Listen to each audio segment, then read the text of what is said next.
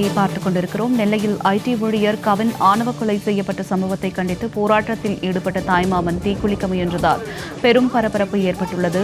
தற்போது கிடைத்துள்ள அண்மை தகவலாக இதனை நாம் பார்த்துக் கொண்டிருக்கிறோம். நெல்லையில் ஐடி ஊழியர் கவின் ஆணவ கொலை செய்யப்பட்ட சம்பவத்தில் அவருடைய தாய்மாமன் தற்கொலைக்கு முயன்றதால் பரபரப்பு ஏற்பட்டுள்ளது.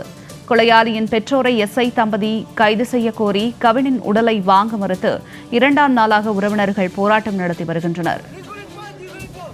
கொலையாளியின் பெற்றோரான எஸ்ஐ தம்பதியை கைது செய்ய கோரி கவினின் உடலை வாங்க மறுத்து 2வது நாளாக அவருடைய உறவினர்கள் போராட்டத்தில் ஈடுபட்டு வருகின்றனர்.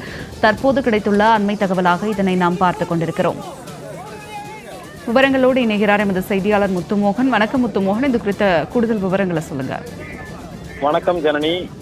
நெல்லையில் ஆணவ படுகொலை செய்யப்பட்ட பொறியாளர் கவினின் உடலை வாங்க மறுத்து 2வது நாளாக அவரது உறவினர்கள் ஆறுமுகமங்கலம் கிராமத்தில் போராட்டத்தில் ஈடுபட்டு வருகின்றனர்.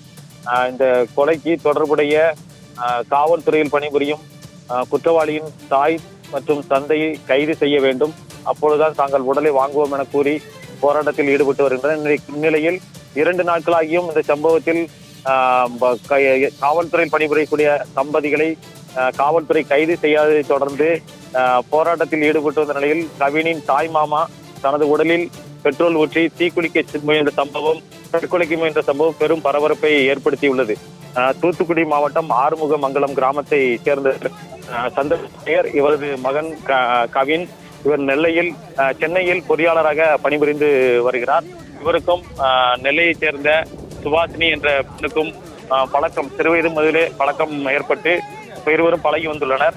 இந்நிலையில் நேற்று முன்தினம் சுபாஷினி அழைத்ததன் பேரில் அவரது மருத்துவமனைக்கு கவின் சென்றுள்ளார். அப்போது சுபாஷினியின் தம்பி சுர்ஜித் கவினை பேச வேண்டும் என்று அழைத்து சென்று தனியாக வைத்து ஆணவ படுகொலையை கொடூரமாக நிகழ்த்தியுள்ளார். இந்த சம்பவம் தமிழகம் முழுவதும் பெரும் பரபரப்பை ஏற்படுத்தியுள்ளது. இதைத் தொடர்ந்து இந்த கொலையில் தொடர்புடைய குற்றவாளியான சுர்ஜித்தை உடனடியாக காவல் நிலையத்தில் சரணடைய செய்துள்ளனர்.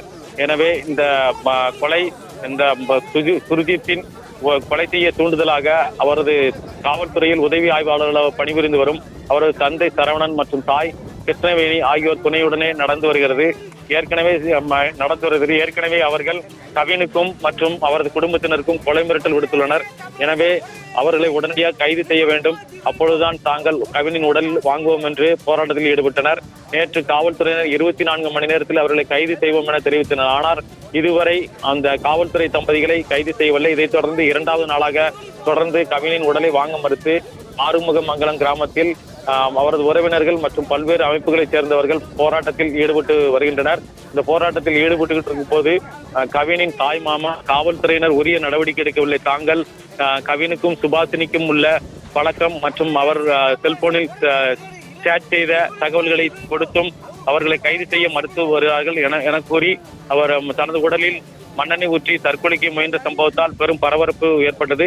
இதைத் தொடர்ந்து அருகில் இருந்தவர்கள் அவர்கள் உடலை தண்ணீரை ஊற்றி காப்பாற்றினர். இதைத் தொடர்ந்து தற்போது காவல்துறையினர் கவினின் செல்போன் குறித்து ஆய்வு செய்வதற்காக அவரது தம்பி பிரவீனை பாளையங்கோட்டை காவல் உதவி ஆணையர் அலுவலகத்துக்கு அழைத்து சென்றுள்ளனர். தொடர்ந்து அந்த பகுதியில் போராட்டம் நடைபெற்று வருகிறது. இந்நிலையில் கவினின் தந்தையுடன் பல்வேறு தலைவர்கள் தொலைபேசியில் பேசி ஆறுதல் தெரிவித்து வருகின்றனர். தற்போது விடுதலை சிறுத்தைகள் கட்சி தலைவர் தொல் திருமாவளவன் அவர் தந்தை சந்திரசேகரிடம் தொலைபேசியில் நேரடியாக பேசி தான் நேரடியாக வருவதாகவும் தங்களுக்கு உறுதியாக இருப்பதாகவும் தகவல் தெரிவித்துள்ளார். தொடர்ந்து அந்த பகுதியில் உறவினர்கள் போராட்டம் நடத்தி வருவதால் பெரும் பரபரப்பு ஏற்பட்டுள்ளது.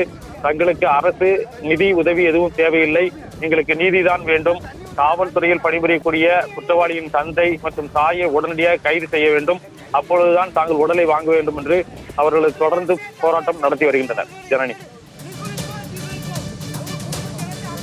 முத்துமோகன், தங்களுடைய விரிவான தகவலுக்கு நன்றி.